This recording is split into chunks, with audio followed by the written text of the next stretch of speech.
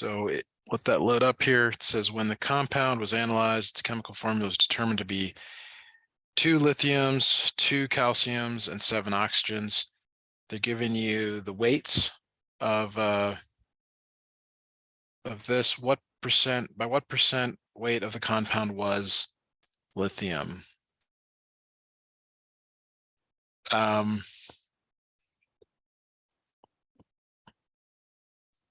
I'm struggling here because it's like, I apologize, they don't, if the weight of the lithium was 56 grams, and what was the total weight of the compound? But they're giving you lithium here. See, normally we would just compute the molar, not the molar, you're not in chemistry. We just take this, whatever the mass of lithium is, multiplied by 2, calcium by 2, and O times 2. So lithium is 7. If the weight of the lithium was 56 grams, it's like they're saying, well, by what percent compound was lithium? Okay. All right. So let's just work through here. So there's 2 lithiums. Lithium is 7. 2 times 7 is 14. Okay. There's 2 CAs. 40. 2 times 40 is 80. And 7 O's. Molar mass of O is 16. 7 times 16 is 112. Okay.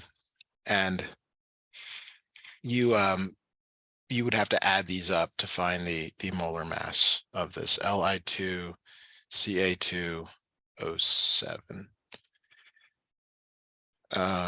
So roughly 206. These add up to 206 grams.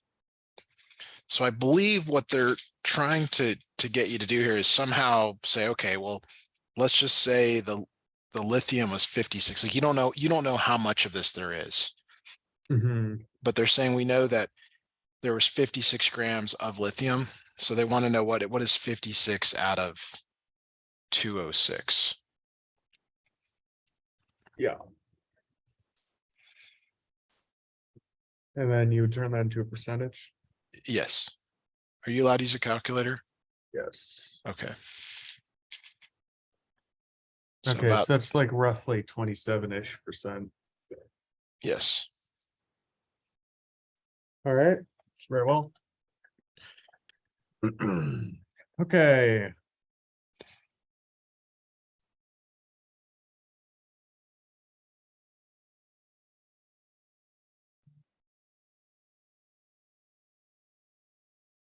Trying to do this in order.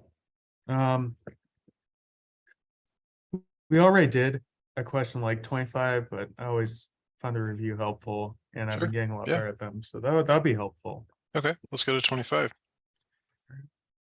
And I'm afraid these might not be in a very good order, but that's okay. That's what you dictate. You know, the plane's not going to crash here. I'm flying a desk right now. That's pretty solid. Yeah. So, the idea when you're writing this equation of a line is to really look at it back in the form that you're comfortable with, mx plus b. When you draw the line of best fit, what you're trying to do is get roughly half the numbers above and below it. And so you try to sort of like draw something that's sort of close. I don't know. I don't know if I like that one. That's kind of my first shot at this. But what you're really looking for are two you really want to connect, like you want to go through some nice points. Like you really want, like, okay, that's a nice point, and maybe maybe we fudge it a little bit. Maybe we can move the line a little bit down. So maybe like another point there, something like that. And that gives you 2 points to find the slope, or you can just calculate the rise, which is going down over the run. either way. I guess I'd probably do it that way. I would say, okay, I'm going down a certain amount. I'm going right a certain amount to do that. What do you think of what I've done so far? Do you want to do it a different way? Is this okay? Yeah, that's fine by me. Okay. I'm also sort of like trying to look ahead to find some nice points, which I'm not really getting, but so this goes down 350. So your slope is minus 350. And then you're running to the right 92 to 100, so that's over 8. And I mean, that kind of works out nicely. Mm-hmm. Probably could have picked a slightly better value, but minus 43.75 is your B. Or your slope, your M, sorry, your M, not your B. So you put that back into your equation. Y equals minus 43.75x plus B. And then you can use either point. I'll use this first one, the point here, 92 comma 400. And we're going to use that to solve for B, minus 43.75 times 92 plus B. So if you multiply and then add to both sides, that's not right.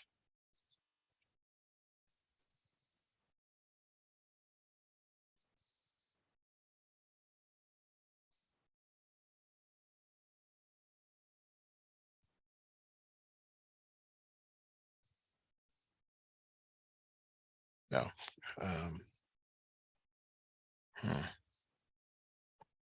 Sorry, what am I got wrong here? This point is 92 400. The slope is negative. We're going down 300, down 350, and we're going right 8. Okay. What's going on here? Minus 43.75 times x. The x value is 92. The y value is 400. Is that right?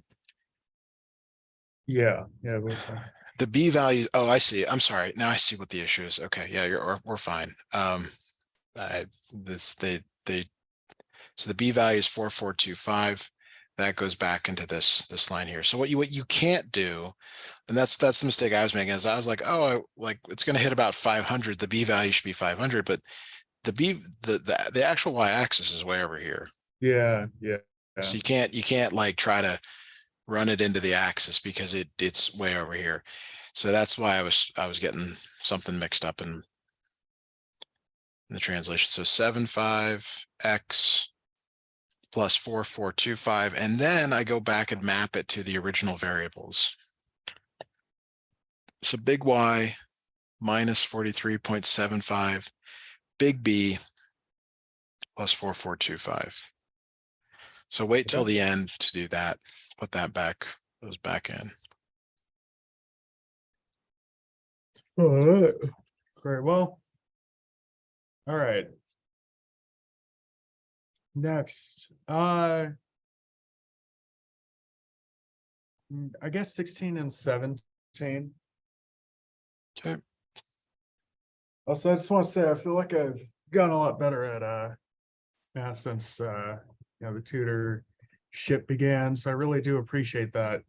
Yeah, and I appreciate, I know it's harder as guys for us to reach out for help. I really like doing this, so I mean, if I'm not tired, I really enjoy this, and just keep in mind that you're going to learn things from me that you won't see in the classroom. You're going to get like other stuff that's valuable. It's not just, hey, let's do some homework. I'm going to try and share with you, strategies and ideas for maybe just for life as well. So yeah, that's awesome. Yeah, keep whatever you're doing, keep doing. Thanks. So we got -6 angle of minus 150 degrees. All right, so what I take that to mean is if I go here, so where is minus 150? I know that minus 90 is here and minus 180 is there. So I know that it's closer to that right there. And it's kind of like 6, but then it's -6, so it's actually going the other direction. Mhm. Right, so that's, and I don't want to leave it that way, but it ends up being, and if I draw kind of the net result, it's over here 6, and the angle is 30 degrees. The reason it's 30 is -150. If you keep going to -80, that's another 30. That's to get to 180. Okay. Okay, now let's break that into its x and y components. So your x is always r cosine theta, and your y Okay. is always r sine theta. The angle is made with the x-axis, so we have that. You got 6 cosine 30, 6 sine 30, like that. Mhm. So that's just this first one. Okay. The other one here, I'll do in blue, it's an angle of 20, so it's, not to scale, but it's kind of in here, but it's not as large. If I kind of want to draw it down here, 20 degrees, that's for x and y again. So your x is 4 cosine 20, and your y is 4 sine 20. Okay. So you add them together, and you add them together, excuse me, by, I guess, going to your calculator. So you're like net x, or your new position vector Mhm. is 6 cosine 30 plus 4 cosine 20, and that's going to give you in the x direction. And then your net y is the other way, so 6 sine 30, other ones, plus 4 sine 20. So let's go right to, excuse me, let's go right to a calculator and give me the, make sure your mode's in degrees, all that stuff. All right. Let's see. Oops. No. All right. Sorry, I was about to close up my whole browser. Okay. Let me know what you get here for these calculations. All right.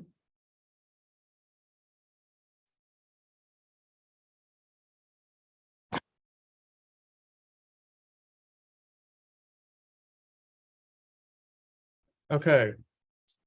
So X is going to be 8.95, and then Y will be 4.37 rounded. Good. So what I don't remember is if we have to find the resultant vector magnitude and the direction. Do you know? I don't think so. Okay. So this is right, and this is up, from what I remember us doing before. Yes. All right, Yep. we're going to move to 17. Okay.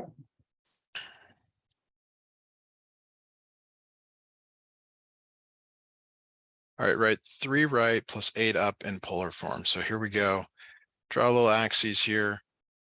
Starting here, we're going 3 right. There's 3 right, 8 up. There's 8 up. So that's our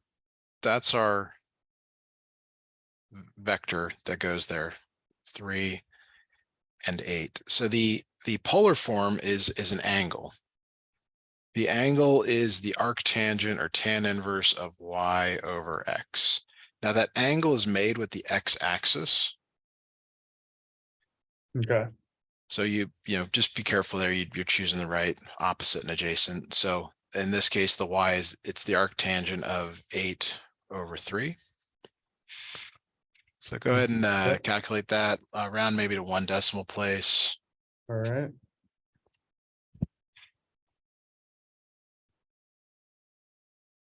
Okay. 69.4. Okay. Degrees, and then we need the value of r. R is the hypotenuse, so it's basically the Pythagorean theorem. It's the x squared plus the y squared square rooted, 3 squared plus 8 squared.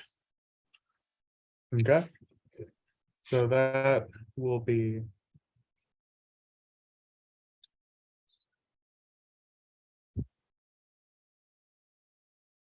So that's gonna be the square root of 73.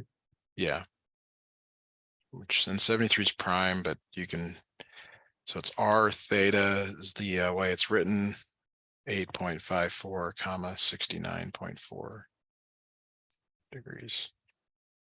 All right, very well.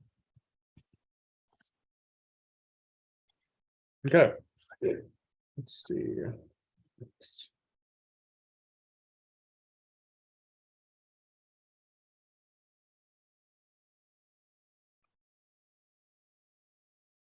So when you're flying the plane, do you guys talk about how much 1 degree matters based on how fast you're going? Yeah, and what distance you'll be traveling, how that can change, and all sorts of Yes. different matters. The faster you're going, the more the angle matters. Yeah. And if you're baking, how many degrees are you going to turn in a certain amount of seconds, etc. Yes. Yes. Okay. Let's see. Uh Like all right. I'm looking at 6, 7, and 8. Like we don't have to do any of these, but I'm just looking at those like, I wonder if he's seen those in a Mhm. while or if they're maybe that's new. I don't know. 80. Yeah, sure. Yeah, sure. We probably ought to do one or two of those. Okay. Start with 6. All right. One of the things I think that could be very helpful here is to break them up visually. This is the y, this is the x, this is the y, and this is the x. And you multiplication is commutative, so you can reorder things.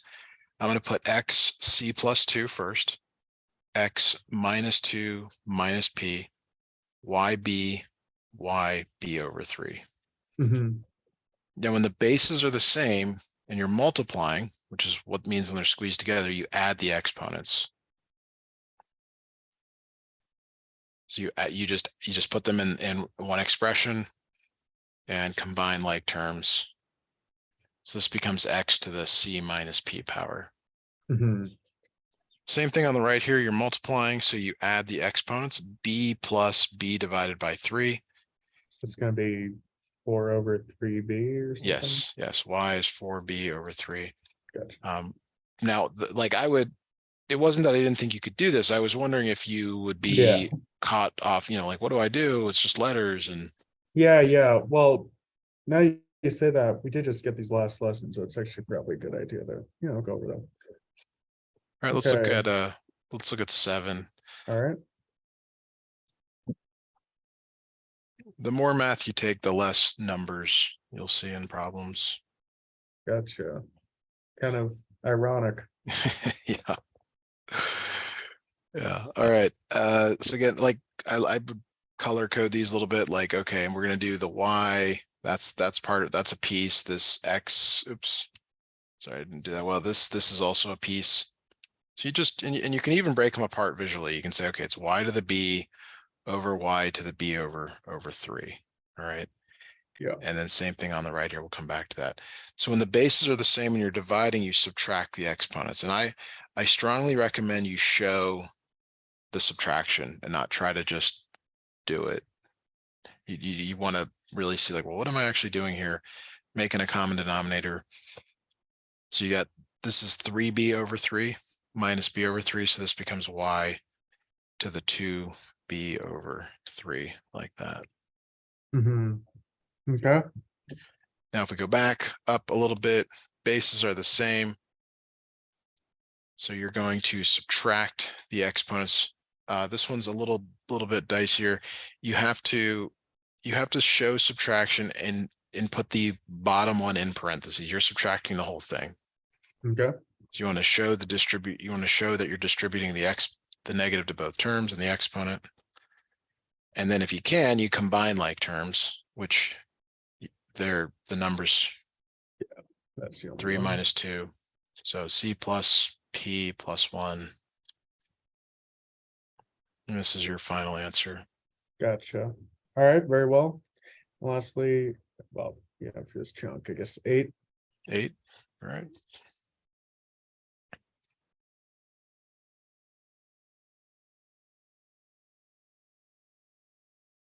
Do you do this as a full-time job? Yeah, I'm that busy. Wow. I used to work with a lot of international students, but I'm now almost exclusively back to domestic students. So Hmm. um, I teach an SAT class in the weekends. I do videos and stuff to help promote the business and things like that. But Oh, yeah, wow. Oh boy. when you find what you love to do, it doesn't really feel like work. It's just Yeah, you just show up and do it and help yeah, people, and exactly. you know. Now this one, like the formatting's a little bit. I don't really like it. I wish this b was a little higher, but it's you're going to multiply. You're multiplying the exponent here. So let me rewrite this a little bit better format. X plus 3 to the power of b. Like that. Okay. That's what this is saying. Uh, So this really is in parentheses. So you're multiplying. Like if it were just a 3, you'd multiply by b. You're multiplying the sum here. So this is x to the b times a plus 3 power. uh-huh. So that'd be X with the power of BA plus 3B. Yes. And Okay. then now we can bring the next step down, minus 2b plus 4. X times the minus 2b plus 4. Okay. Bases are the same, so you can add the exponents. AB plus 3b minus 2b plus 4. And you get AB plus b plus 4. Gotcha. All right. Very well.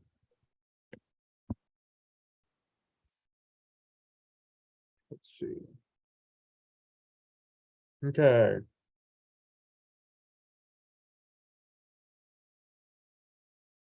Perhaps problem number 28. Okay. A little bit of a simpler question, but for some reason always seems to fall apart at the end for me. I don't know why. All right, let's see if we can show you a different way to do these. All right.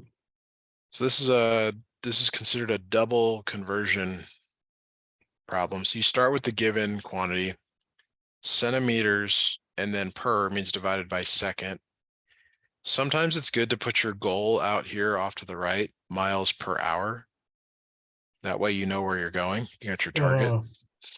So you work one at a time. Like we're either going to convert centimeters to miles or seconds to hours. Now you have to do both, but pick one. Which one would you like to start with? Um, I suppose centimeters to miles first. Okay. So if you go to the internet, Google will tell you what it is exactly. You're not supposed to know how to do that. You're supposed to know to go from 2.54 centimeters in 1 inch. Uh, So it is always the case that whatever's in the top left goes to the bottom right. So we need to now go inches to maybe feet. How many inches are in a foot? Got 12 and 1 feet. See how the unit on the top left goes to the bottom right? And a foot to mile, our wonderful US system of units. hey, just remember that all the people that have used the other systems, they've never landed on the moon. So clearly there's a superiority in our system. I don't, I mean, it's hard to remember, I'll just say. Yeah, yeah. Well, I mean, the whole world uses in aviation, they use the American system for the most part. So I would hope they do. yeah, we enforced our own language on everyone. Yes. Yeah, no, that's a good point. It's but these conversions are they're just Yeah, hideous. There's no like why, like, I don't know. yeah. Um but so now what reason that unit went in the top left is because you cancel everything out. Like your final thing has to match the thing you're going towards. Okay. That's like how you know you're there. Now you're halfway there. Now we got to convert seconds. So this time, because it's on the bottom, it goes to the top. So we're going to go seconds to minute, 60 seconds in 1 minute. I do not recommend you try to like jump to, like, even if you knew how many seconds were in an hour, try not to do that. There's 60 minutes in 1 hour, and now you've got it. I'll do that in different color here. Seconds cancels with seconds, minutes cancels with minutes. and you've got the. Now, in terms of how you put this into calculator, you're using a TI 83, 84, something like that. Desmos. Desmos. Okay, well then it'll just do it for you. But in the old days, you had to sort of know how to do this. But I would make one fraction bar in Desmos, 40, exclude the ones, times 60, times 60, 2.54 on the bottom, 12 on the bottom, 5,280 on the bottom. Gotcha. And then that's the result my teacher would want to see. For some reason, sometimes she wants us to like hit enter and then, calculate, and then other times she does not, which is a little bit weird, but yeah. Well, it's a weird thing. I don't remember what spaceships launch at, but it's something ridiculous like 9 kilometers per second. It's Mhm. the initial takeoff speed is just like, wow, it's like incredible. Well, the space shuttle could fly at like 25 times the speed of sound, which is ludicrous, but Yes. All right. We got that one knocked out. What else? What else would you like us to look at tonight? Plenty Okay. of time here to do more problems. Yep, indeed. Right.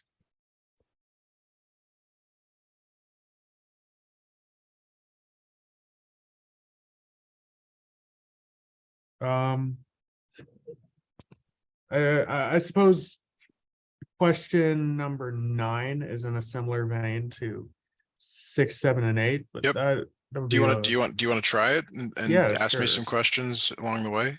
Yeah, If you got sure. any.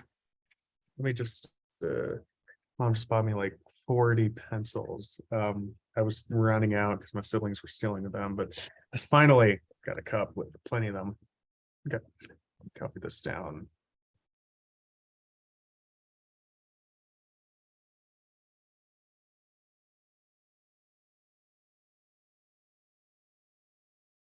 Okay. All right.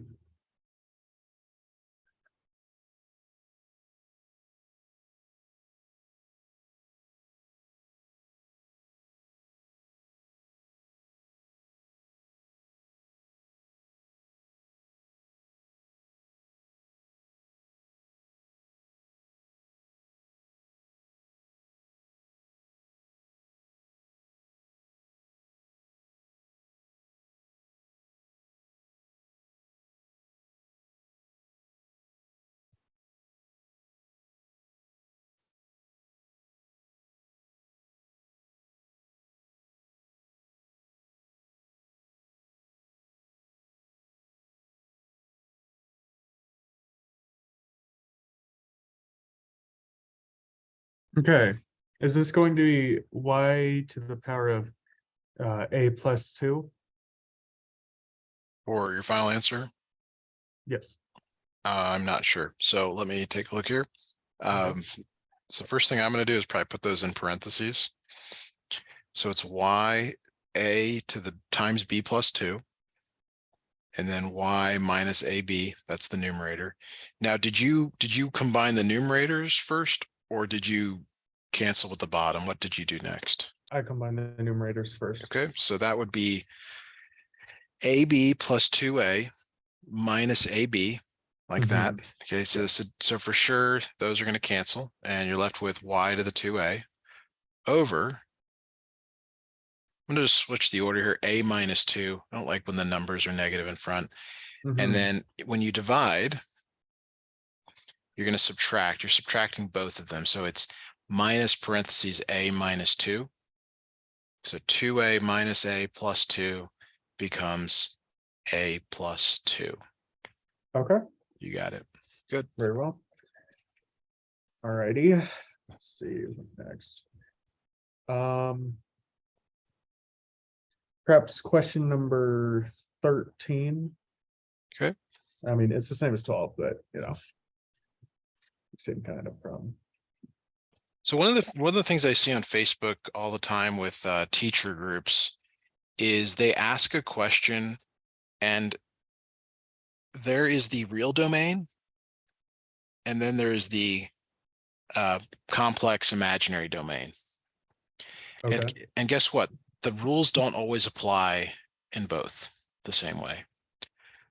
So that's just sort of an aside here. You can think about that, but and we'll talk about how to do this, but just keep in mind, like, this is not in the real domain. Like, the problems we've been doing are in the real Mhm. domain. This one is not, but they don't really tell you that. You don't really need to know either. What you need to know is, what is the conjugate?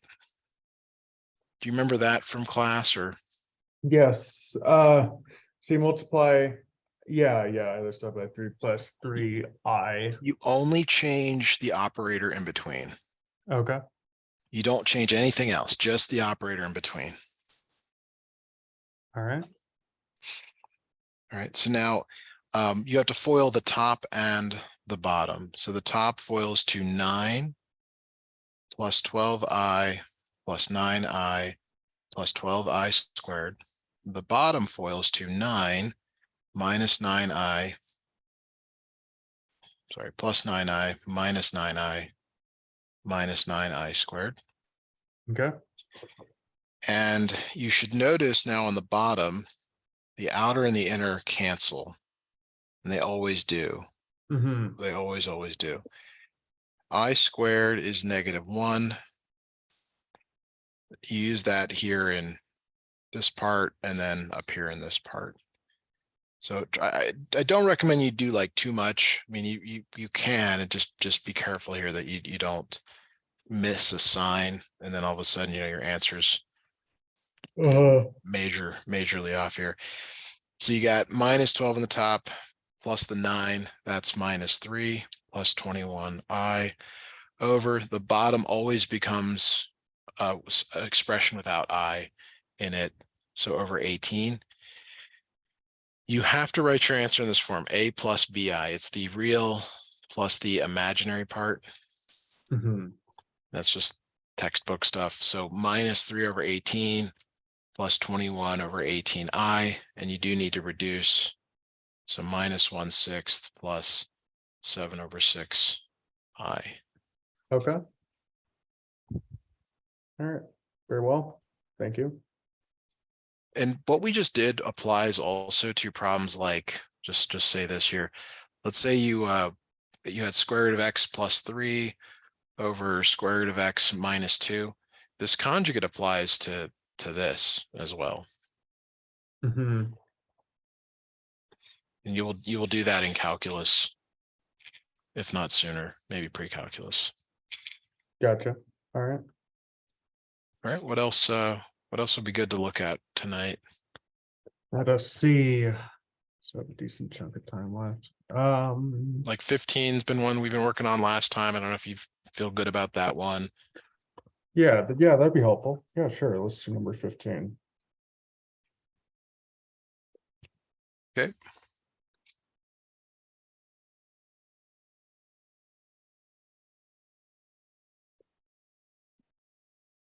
The answer is to go to Desmos matrix and calculate it that way. Gotcha. Yeah, there's always a shortcut here. You gotta be. Mhm. So what I'm noticing here is that this last equation only has 2 variables in it, and furthermore, like, it's 0 on the right. That's so good. You can add y to both sides. That means that z is really y, or y is really z. Mhm. So you have to pick. You have to say, okay, I'm going to substitute in for z, which is what I would recommend, or I'm going to substitute in for y, which I would not recommend, because it's if you substitute in for z, z is gone, and you just have x and y, and that's what you like. Okay.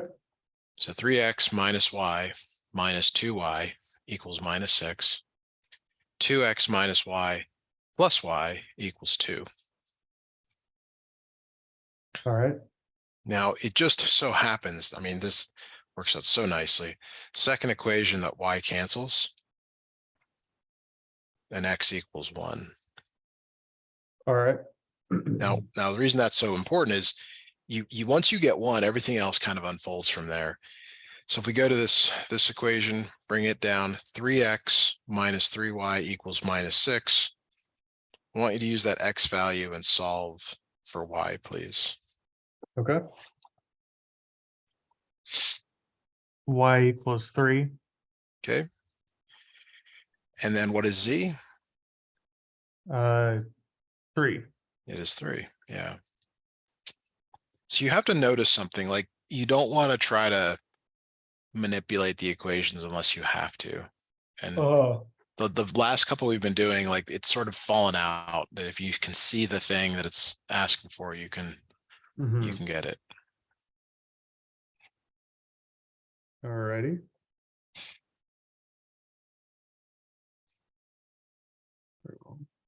Okay. Next problem.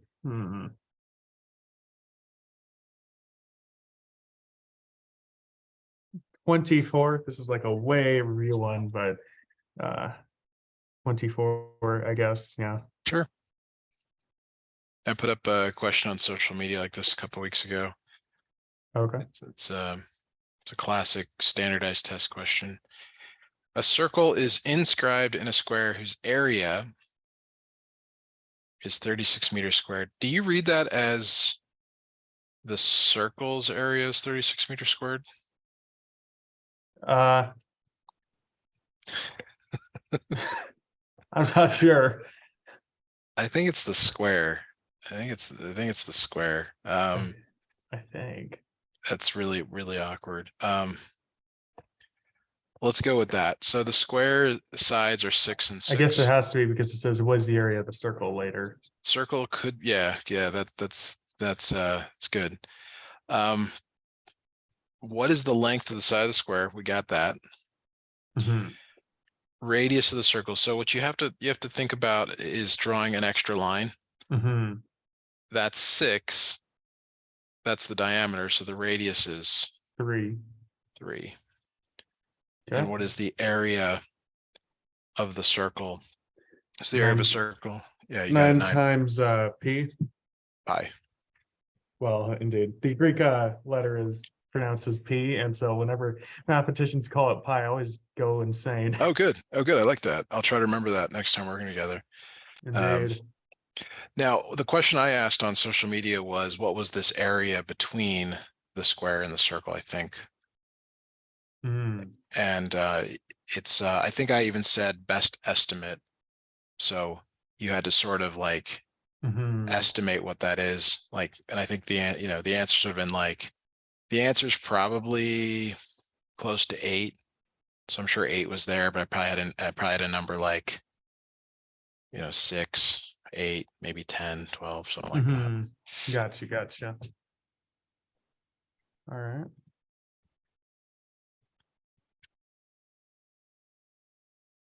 Very well. Do you know your Greek alphabet? Yes. Yeah. My dad is a big language nerd, so he's taught me cool. Latin, some Greek. We're going to do Hebrew. It's Great. There's good stuff there. Indeed. Yeah. He's a chaplain and pastor, so that's kind of why. Yeah, no, the Bible's much better read in the original language. Yeah, exactly. All righty. Okay. So for the next question,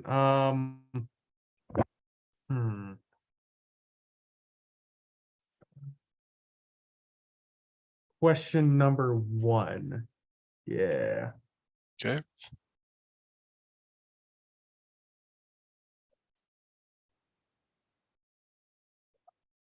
There's a moth right on my screen. Gone, vermin. The number who were admired varied inversely with the number who had a proclivity for bragging. Okay, this is the weird language. So just stick to single letters. A varied inversely with P or B. Okay. Let's use B. Sorry, B, because that proclivity is a something to do with bragging. You can. So A equals KB. So the standard, sorry, inversely, I missed that. That's K over B. The standard problem here is you're going to be given A and B to find K, and then they either give you A to find B or B to find A. So notice they give you 80B, 20A. So 20 equals K over 80. K equals 1600. That goes back into the original equation. A equals 1600 over B. How many were admired when 20 bragged? So 10 is B. B equals 10. So A, which is the admired, is 160. Okay. All right. Very well. That's the formulaic way to do it. Mm-hmm. The sort of the table way, you might appreciate this, the table way for A and B. So notice when A is 20 and B is 80, the product is 1600. Mm-hmm. And when B is 10, A is 160, and the product is still 1600. That's another way to do these problems. I don't know how you're doing them in class. Okay. You also then have to do it using direct variation. So I'm going to just re-snip in the problem here, do it that way.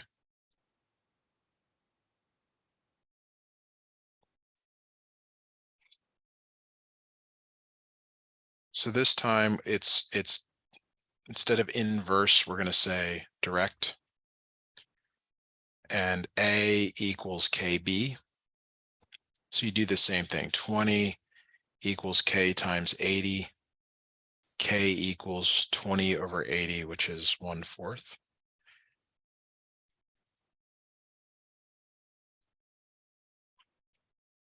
And then you put that number in for B.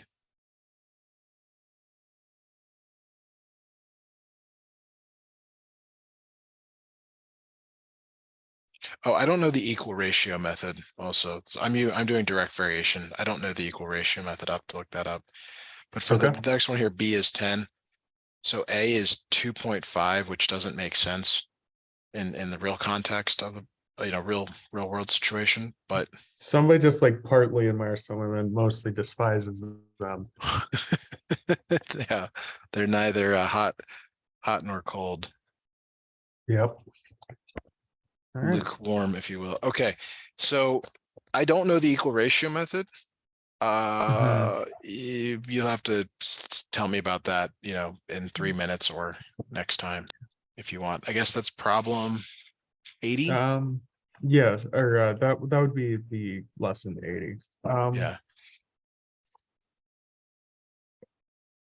It just looks like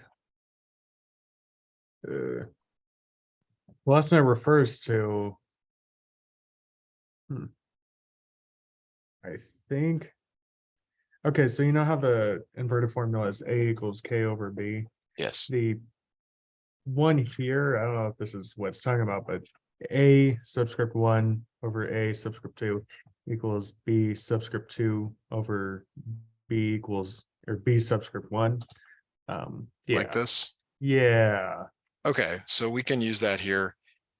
We just have to use the right, A's and B's. So 80 brag, 20 were admired. Mhm. That's 80 bragged, 20 were admired. That's the A1, B1, and then 10 bragged. So we're trying to find X down there, or A2 in this case. Yeah. All right, so you can cross multiply here and divide.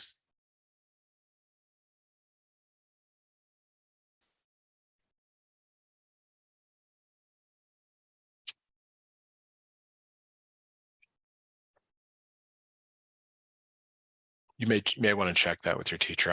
I'm a little bit uncertain about this because it's Yeah, it's a little bit confusing. it's the Saxon method. Yeah. All right, well, that's going to do it for us for today. Yeah. Let Thanks me so much.